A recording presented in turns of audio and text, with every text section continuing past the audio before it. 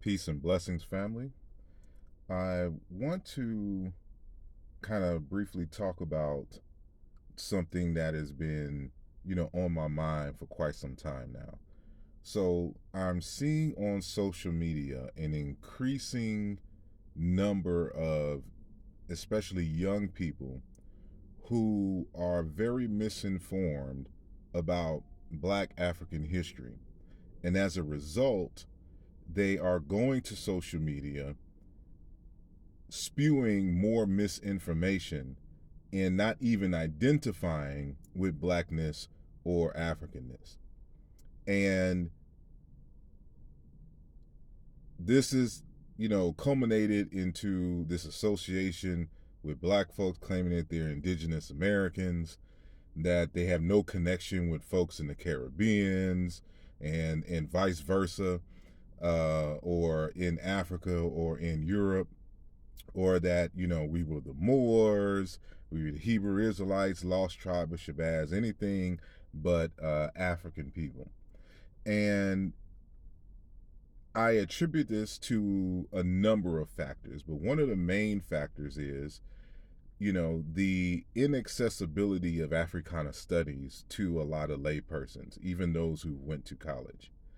And the weakening of the independent African academies, meaning the local places where professors and scholars would go to bring the information from the academy into the community so that they can do their independent studies if they were unable to go to university and take Africana studies courses.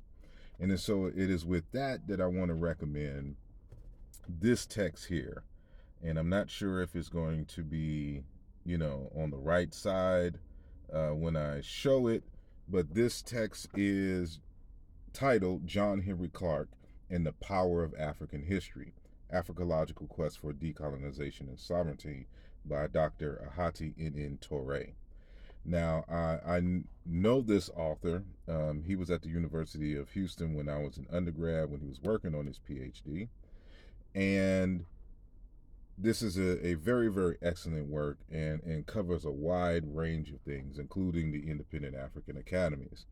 And so, for those who are unfamiliar with the late Dr. John Henrik Clarke, um, a prominent scholar, and he is among, those giants like John G. Jackson, Sheikh Anta Diop, Theophilo Benga, Asa G. Hilliard, uh, Naim Akbar, Marimba Ani, Dr. Francis Cress Welsling, and other Dr. Leonard Jeffries, Professor Smalls, all in that particular camp, Dr. Yosef Ben Jokanan, and the like, right? And so we're losing those prominent voices, and this new generation is just left with individuals like Dr. Umar Johnson, who's just not on that level. And but another thing that I attribute to this canon of misinformation and not wanting to identify with blackness and Africanity is integration. So a lot of us have been, able to kind of rise up, economically to some level, and we wanted to take our kids out of our communities for various reasons: safety, the perception of better education, et cetera, and integrate with white folks. And this is a conversation that is going on right now, a debate on taking, black kids and putting them in the white schools, and then how these black kids, are developmentally as a result of being in constant danger and trauma existing in these particular white spaces. But I want to read actually from the text, even though it's about Dr. John Henrik Clarke. The author, Dr. Toure, is citing a speech from W.B., the late Dr. W.B. Du Bois, from a 1960s speech titled Whither Now and Why. And so I think that after you hear this, you understand how prophetic this particular speech was. And I think a lot of what he's talking about here is the reason why we having these issues and the like in the modern time. And so I'll just go. So he starts off, what we must now ask ourselves is, when we become equal American citizens, talking about black folks, what will be our aims and ideals, and what will we have to do with selecting these aims and ideas? Are we to assume that we will simply adopt the ideals of Americans and become what they are or want to be, and that we will have in this process no ideals of our own? That would mean that we would cease to be Negroes. And of course, Negroes is the term used in that time. As such, and become white in action, if not completely in color. We would take on the culture of white Americans doing as they do and thinking as they think. Manifestly, this would not be satisfactory.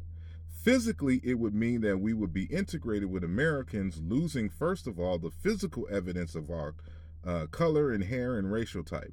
We will lose our memory of Negro history and of those racial peculiarities which have become long associated with the Negro. We will cease to acknowledge any greater tie with Africa than with England or Germany.